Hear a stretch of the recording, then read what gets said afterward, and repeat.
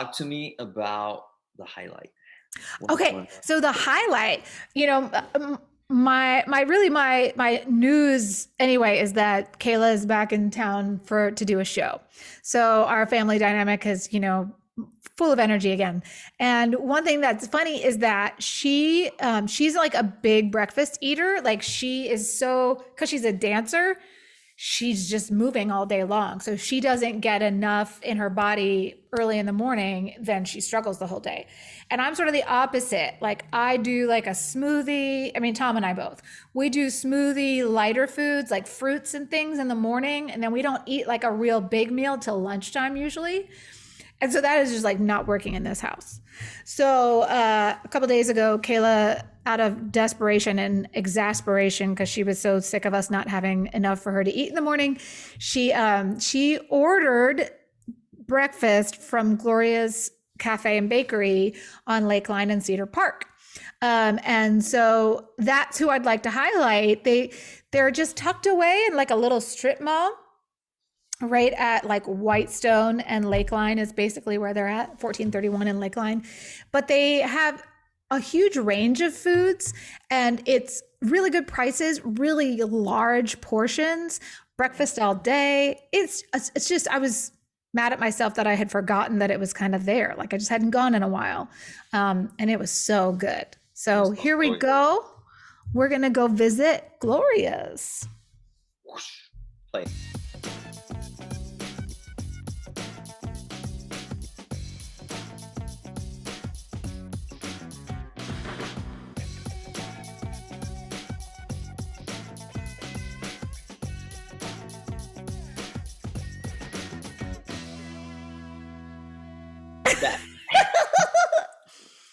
That was cool. That was awesome, actually.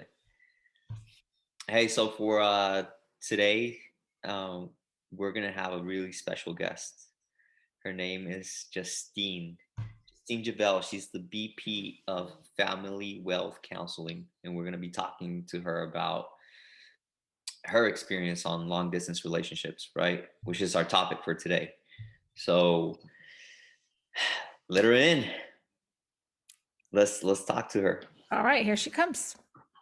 Hey, so we're gonna this time introduce our special guest. This is Justine, and she is an expert along with David on long distance relationships. Yeah. So, I mean, I don't have much to contribute because really it was like my high school boyfriend carried over into college a little bit, but that was about it. So I'm gonna leave it to you guys. But sounds good. I mean, the whole reason why I wanted Justine here was because I think she'll probably have a different perspective, a complete different perspective. Now with kids, you have two beautiful girls, and then a husband in the Army, right? So, yes. I mean, has most of the relationship, Justine, been long distance for you? Yes, probably cumulatively about half of the 11 years we've been married. And I guess talk us a little bit like how did you guys meet, first of all? Because I'd love to hear. Yeah. We met when we were at a community college in Los Angeles, where we're both born and raised. In LA. And yeah, and we dated for about a year and a half, then got pregnant with our first daughter. And the rest is history. Got married right after she was born, and yeah, so the rest is history after that. And now you have two daughters, and how old are they? Zoe is my older daughter. She's about to turn 11 in a couple weeks, and then my younger daughter Lily is about to turn 10. Yeah, as well. Yeah. So how often is he around? It depends. In a year, I guess. It's really hard to quantify. The Army kind of just sends him wherever they need him at any time. He's supposed to have about a year in between each assignment going overseas, but that's not always guaranteed either. So I actually have one big question. And let me put it in some context. So my husband's a musician, plays professionally, travels sometimes. And I remember when the kids were smaller, we didn't have any family here. So it definitely was like, it was a heavy strain on our relationship for sure when it was just me and the kids. But we would also kind of get into a rhythm. It was like this rhythm, and these are short trips, right? So this is just like a couple days, a week at the most. We would get into this rhythm. And then when dad came back, I realized that the kids were happy. I don't think it was as much of an adjustment for the kids. They were like thrilled. But I was like, I realized I had to sort of let go and realize I wasn't the only parent anymore, and it was always an adjustment. So it was like an adjustment when he left and an adjustment when he came back. So I'm projecting my own experience onto you, and I shouldn't do that. But my question is, do you like experience that, but like on a grand scale, given that you're apart for such longer periods of time? Yes, definitely. Actually, probably the key to us being able to reintegrate after he gets home from a deployment, especially like a combat deployment, where he's gone for 9 months in an active war zone. So most recently for him was back in 2016 to 2017. The key was definitely getting a trained professional involved. So, marriage counseling, but the counselor that we would go see had to specialize in like military marriages, because it's just another layer of complexity added to it, given the fact that during especially combat deployments, there are really long periods where we don't speak to each other, based on, where he is. There's no Wi-Fi, there's no, like cellular data. So there's definitely an even more complex way to reintegrate after he's gone for 9 to 12 months for sure. Learning to live together again, and then given the fact that we haven't spoken to each other sometimes as long as a month or two, or just snippets here and there, it's learning how to talk to each other again. And then with our kids, especially when he was in Afghanistan in 2016, our kids were so young that they didn't, you can't really FaceTime and get much out of it. They'd kind of just be like, oh, he's on the phone, but that was it. So him coming back was almost learning how to be a dad to them again, because, when he left, like, it could be something as simple as like they weren't walking. And then when he came home, they're running around, or he would leave before they could read full sentences. And then he'd come home and they're reading chapter books, things that we definitely take for granted that you can't quite see over FaceTime.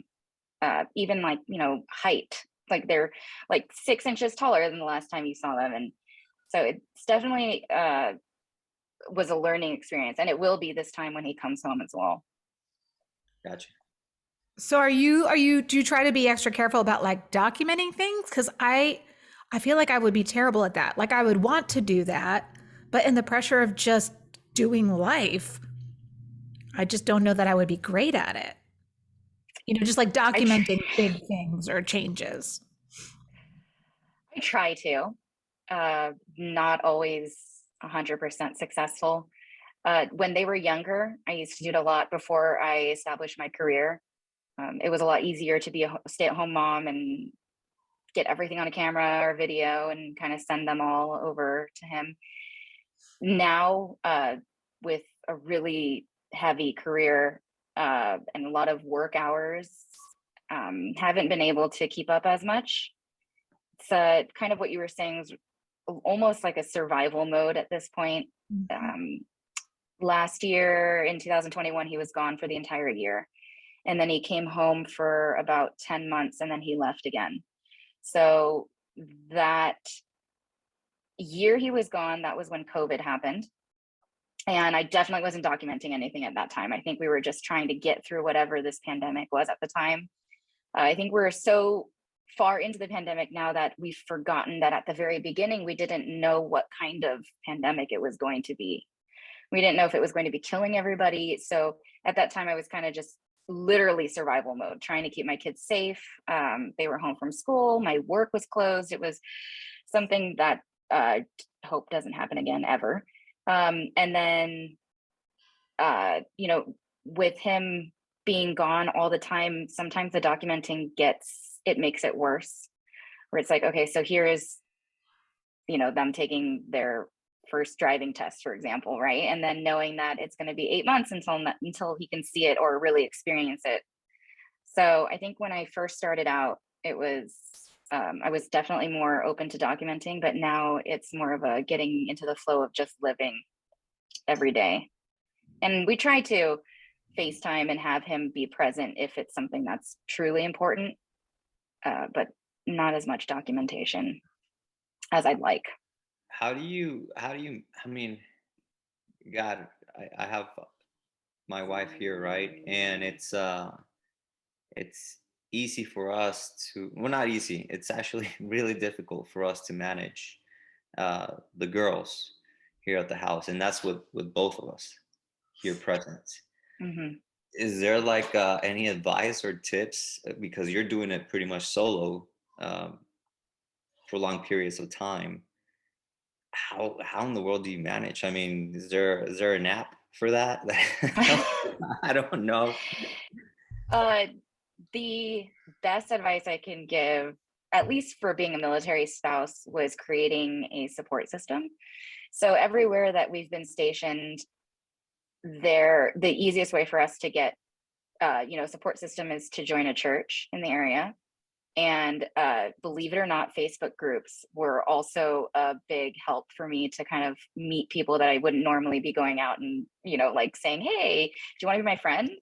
At least in these Facebook groups, a lot of them were, like military spouses or moms that were stationed at the same base as we were at. And because of their understanding of the lifestyle, and that the fact that their children are going through the same thing that my children are going through, it was a lot easier to connect with a military community. And that was how I kept my sanity, especially during COVID.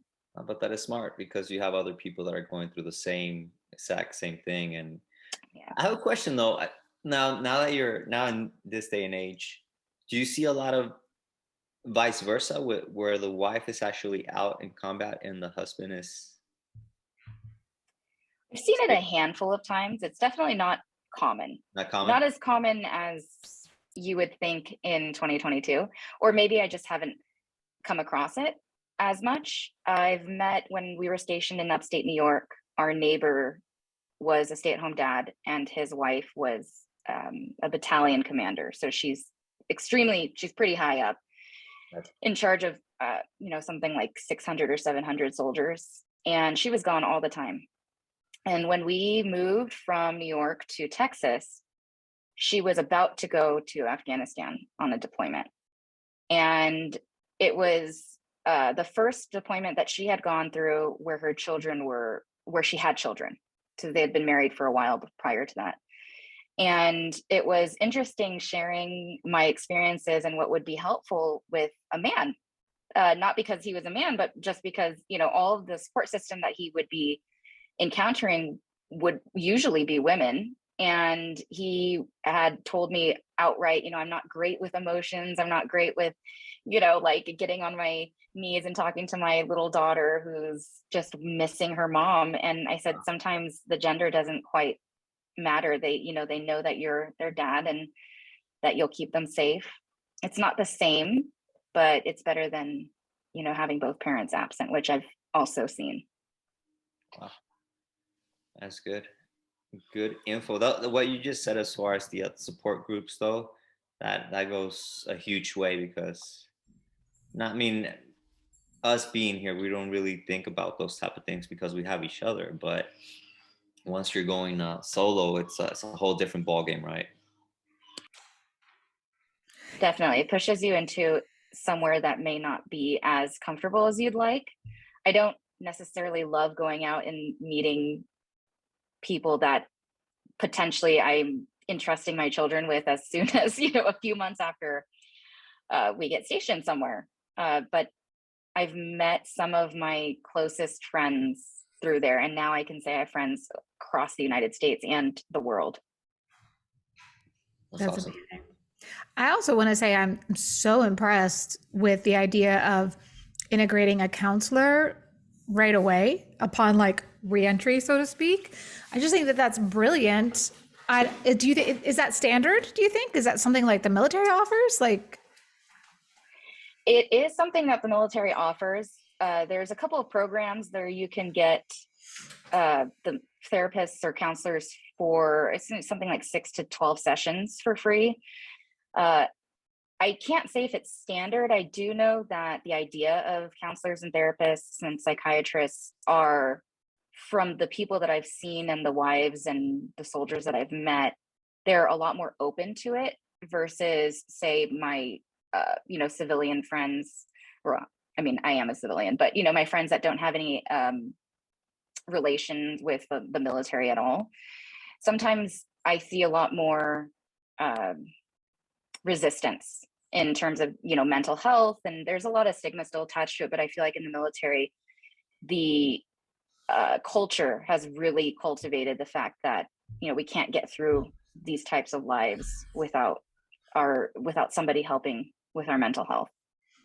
Definitely. I remember struggling in the years when my husband was traveling a lot, understanding that it was necessary and he was supporting our family. Like, I totally understood that on a mental level, but somewhere on like an emotional, raw, like lower brain level, I realized I was building up resentment. Like, and I think I was just lonely. Like, I was lonely. It was hard. I was sad. I missed him. And through no fault of his own, I had to just realize that I had some resentment. I think some of that too is that, my husband was not serving our country in the military. He was like often in very exotic, wonderful locations, being treated like a celebrity because he's a musician. You know what I mean? So there was definitely just a little bit of like raw jealousy there, I think, if I'm being honest. But that was something we had to work through in counseling, was just like not wanting to feel that resentment and understanding that he was sacrificing too, because it was hard for him to miss that time with the kids. But it's just such a weird thing when sometimes your brain and your emotions don't line up. That was just my experience. Yes. And it's also different from a guy's perspective in regards to counseling, like in culture wise. I have to bring it up because coming from a different culture, counseling, you think about it in a different way at the beginning, right? You're thinking about, well, why do we need a third person to come into our lives? If we cannot resolve it together, what is another person's? They're going to act like a referee, or what if they take your side? What if they take the other side? It's not common in certain other countries, or at least some cultures. Yeah. But it's we need to change that. Yeah. I mean, obviously there's something, right? If a lot of people here are saying, hey, it does make a difference, then obviously people need to give it a try. But hey, so Justine Jovel from Family Wealth Counseling, thank you so much. We know you have a meeting. Thank you so much for stopping by, Justine, and we'll be in touch. We appreciate you, Justine. Thank you. Yeah. Bye-bye. Bye. Come on, nothing like just he was rocking it out in different places, exotic places, and that's the long distance relationships that were going on with you. I mean, I basically have experienced it twice. So I had a very serious high school boyfriend. And it's interesting because I think that this affects us now. So our quick story is that both Tom and I in high school were in relationships with somebody a different age than us. So Tom's experience was he fell for an older girl and she went away to college first and changed drastically and then like broke his heart. And so by the time like he rolled up at college, he was a wounded boy. And in really bad shape, and my version of that was kind of the same, but I was the girl. Hopefully I wasn't quite so mean. So I had dated a boy for a few years in high school and went away to college. And we were definitely like seeing, we were talking to each other and everything. I can't remember like at what point we said, okay, well, maybe we'll see other people, but I feel like we tried to stay like true to each other that whole first year, because it just so happened that our college was really, really highly rated for both music and communications. And my high school boyfriend wanted to do communications. So he was also coming to the same college. But what ended up happening was that first summer, so after my freshman year and after his senior year, we broke up. And then he ended up like on my campus, which wasn't a huge campus. And so I had to see him everywhere, and he broke up with me. So I was pretty crushed and heartbroken, and it was hard. He didn't stay at that college though. He ended up transferring to an even more prestigious school for communications. Was the breakup kind of like it's me, it's not you type of I deal? mean, no, I was awful. He shouldn't have held on that long. You know, I mean, there were, I mean, ironically, the now infamous Burritt family story is that at some point freshman year, the high school boyfriend and I like called it quits for a time because my now husband showed up at the door to see what my roommates and I were doing. It was like a Friday night, and I was hysterically crying because I had just broken up with the boyfriend. So Tom, in his wisdom, stayed and comfort me. We talked all night long, and he felt so like just kind and sweet and safe. And so, you know, we were saying goodbye as the sun was coming up, and I gave him a hug, and then without even thinking, I just kissed him. Whoa. I know. And I kissed him. And now, did he move? Was it awkward? no, here's what was awkward. First of all, I didn't really think through it. It was so instinctual. I felt so safe and comfortable with him that it just felt like the right thing to do. And that wasn't really me. I didn't go around like kissing people. You weren't thinking about that moment. It just happened. It just happened. Like, you know how some people plan and say like, it's going to be tonight. It's going to be at 7 p.m. It's going to be right after dinner. It's going to be. Yes. No, I did not. But when I kissed him, and then I had in the kiss, I was like, what am I doing? And so I went, whoa, and he looked like the blood drained from his face. He looked like a deer in the headlights. And he's like, okay, I'll see you later. And he left really fast. And I was so embarrassed because I thought, well, that was bad. He hated that. So here, this is so funny now because obviously it's a happy ending. We've been together a long, long time. But at the time, I thought that I had just messed up big time. And so I was embarrassed. He thought that I had started something. So he was expecting that the next time we saw each other, we would talk and that maybe even we were now going to date, right? I thought he hated the kiss, so I avoided him. So then for like weeks after that, if I would see him in the music building coming, I would like turn the other way. So in his mind, he's like, what is wrong with her? She like kisses me and then she blows me off. And I was like, he hated the kiss. I can't face him.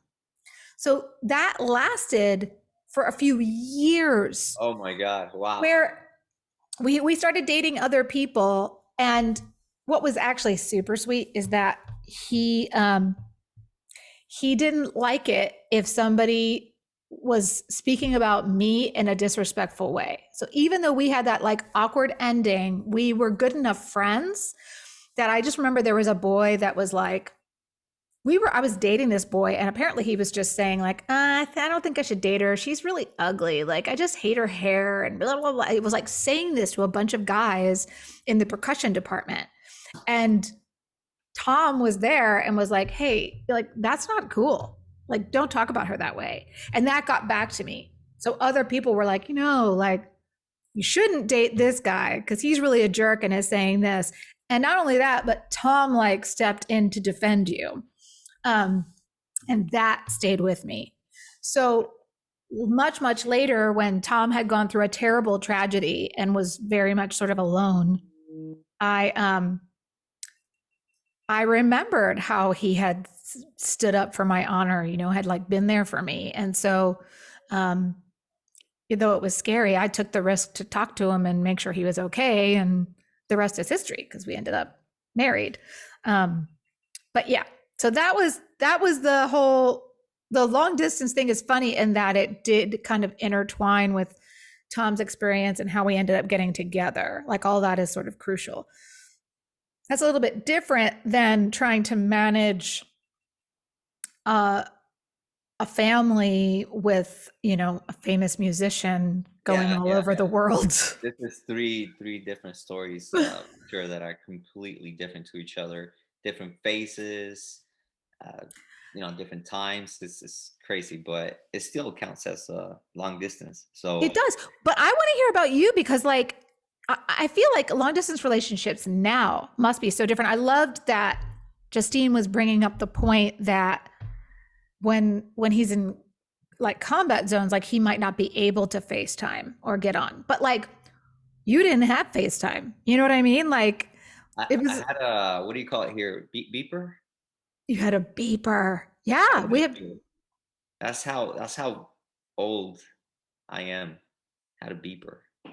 And then later on, when I ended up moving to the U.S., so we did 4 years of long distance relationships. How did you guys meet first? Like, were you not from the same town originally? Yeah, we're in the same town. We met. We were friends and everything. But I got to come down here, and Which I need to just interject here. Not that long ago, I saw some pictures that your wife had posted on Facebook. She's gorgeous now, like for sure, but holy crow, she was like stunning. You did very well.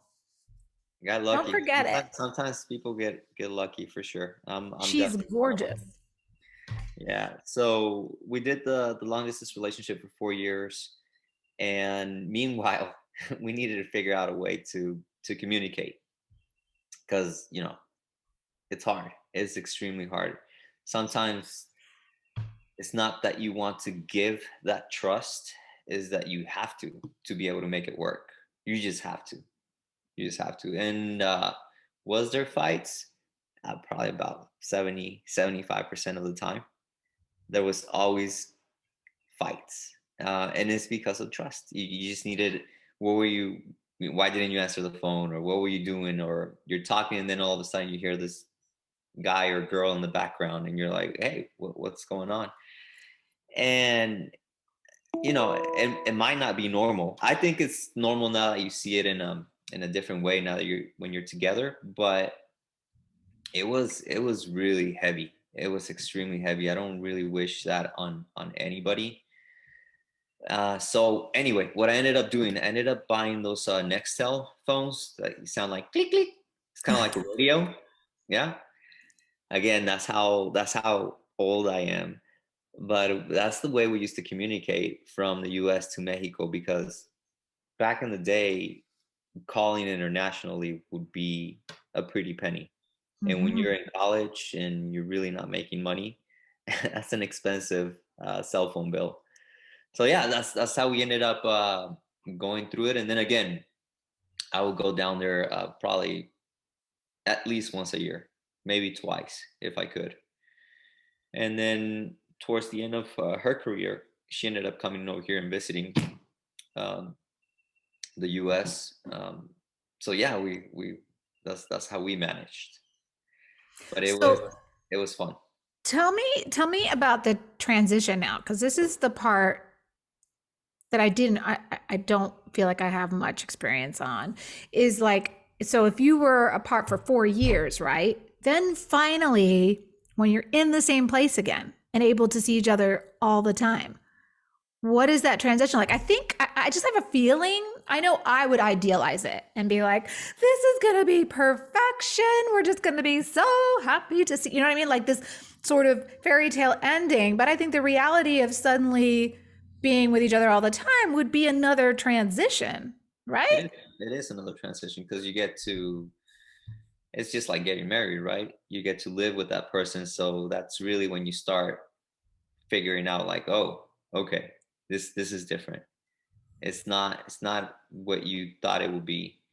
But at the end of the day, if you're meant to be with each other, you're gonna rock it out. You're gonna figure out ways of getting through those hurdles.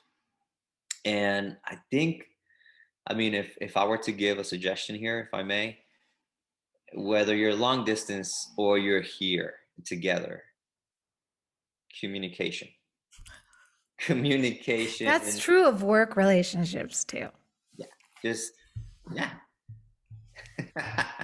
I just got it when you said that. I got it. Thank you. I'm here. And it's it's a word that sometimes, you know, people take it for granted, Oh, for sure. but the word communication is just magic. It's You know, God. we actually we've clients right now, and he was telling me this like beautiful story of how they met. And he was dating somebody else before, and it was like a long term and long distance relationship prior to this one. And he just talked about like how draining it was, like how he was giving and giving and giving and giving, but it wasn't like filling his cup at all. You know, it wasn't building him up. And I thought, you know, that's kind of a good picture, because I think if you want to try a long distance relationship, you you know there's going to be work. You know there's going to be hard parts. There's going to be the missing each other, the trying to stay in touch. There's definitely work involved. But I think at that point, when that person, even when you do communicate and talk, if that's pulling you down rather than giving you a little boost, I think that would probably be like a pretty big red flag. Because I think it's really hard for high school kids and college kids, you know, when they're going off. And I just think that's maybe the telltale. I meant to ask Kayla, she's actually already at rehearsal today, but she has definite opinions about this, because her first year of college, she was in a long distance relationship, and it was hard. It was really hard. I think she felt like she missed out on a lot. Unfortunately, then finding out later that, you know, the communication wasn't maybe what they thought it was. So maybe things weren't 100% honest. And so there was just so much pain and feeling like, oh, I gave so much time to that. Yeah. So she has like, she just has a Completely blanket opposite. statement. Yeah. She's like, I'm never doing it again. But I think if it was the right person, who knows? Never say never. Even if it's the right person, it's really tricky, because if you're not committed, if you're just, I don't know, a lot of people give up halfway. And that's when you regret it at the end. And in terms of, you know, I missed out on a lot just because I was trying to make something work that really wasn't there. So if you're stubborn like I am, or my wife, and you figure out a way of making it work, not to say that now that we're together, it's the piece of cake, right? But yeah, if you did a long distance relationship and you were able to go through it, I mean, you have all the tools, you have the drive to make it work when you're together with that person. Not to say that it's going to work, but you know, you have what it takes. You just need to figure out how to use those tools, for both of your advantage, right? Mm-hmm. To make it work. That's what I meant. But yeah, that's the story. That's how the cookie crumbles. I do think it's such an interesting thing, because there's just so many different versions and ways it can happen too, right? Like I really loved hearing from Justine, and grateful that she became so adept at finding a support system. You know, we've moved a lot in our marriage for Tom's jobs and his work, and it was a similar thing, like not having family around, trying to adjust. So it's just very interesting the way things can pan out. But ultimately, everything, whether it's good or bad, hard or easy, it all goes into building your character and who you are. You know, it's all part of your story, so to speak. I like that voice. And what makes it also, when you're committed, like she moved down here, right, without any of her family over here, because it's really easy that once you move Wait, with don't you mean up, or do you mean across? Because if she was in Mexico, didn't she have to come up? north. Right. North. Okay. Yeah. What did I say? She moved down here. Yeah. which, to be fair, the part of Mexico that you came from isn't it technically like north of where we are right now? No, I'd have to look at it. To the west side. Okay. Gotta go look at a map. Don't worry about it too much. What I was gonna say is she didn't have anybody here. Like her whole family is in Mexico, so it's not like now that you live together and you're gonna have fights. It's normal in a relationship. It's actually I think it's healthy to have those conversations, but it's not like you can say, you know what, I don't want to talk today, or I'm not gonna fix this today. I'm just gonna go to my mom's and spend the night over there. No, you actually have to fix things to be able to make it work. And yeah, so it's a pretty interesting long distance relationship. So I mean, not a lot of people have that negative, or not negative, that that bad experience. Let me say, there are some good experiences out there. You learn a lot, not only about the other person but about yourself, which is kind of cool. And yeah, so that's what I have to say about it. Awesome. What do we have next week, Kristin Burritt? Next week, I'm excited. We're going to talk about our bucket list items, things we still would like to do before we kick the bucket. But actually, I feel like this will be great. We, haven't mentioned yet that you, since the last episode, have a new family member. So while you're, feeding, burping, rocking, walking, you can be thinking, daydreaming, not sleeping. You can be daydreaming of all the things yet in your future that you want to do. The bucket list just went like this. Skydiving, no bungee jumping, no blah, blah, blah. So it is interesting. Well, we'll see how that goes. I'm excited about to talk about it though, because it's pretty cool. We should have somebody that has done some crazy stuff. I might invite my dad. Has he completed his bucket list? Do you know? He has told me it's actually a gift. I think that he has said this, that if anything were to happen to him at this point, that he feels that he has lived a full, blessed life, so that we shouldn't be sad for him because he has no regrets, That's great. Awesome. It is really a gift, but he's also done some crazy things. It's funny because both my boys, and this was true of Tom too, but my boys both really they kind of resemble my dad, and they all looked super young. So my dad looked like 18 years old until he was in his 30s. Awesome. And the same thing is, you can tell, is going to be true of both Aiden and Liam. That's awesome. And it's funny. It's hard right now because when you're younger, that's hard. But I was like, my dad is he's going to be 80 in May.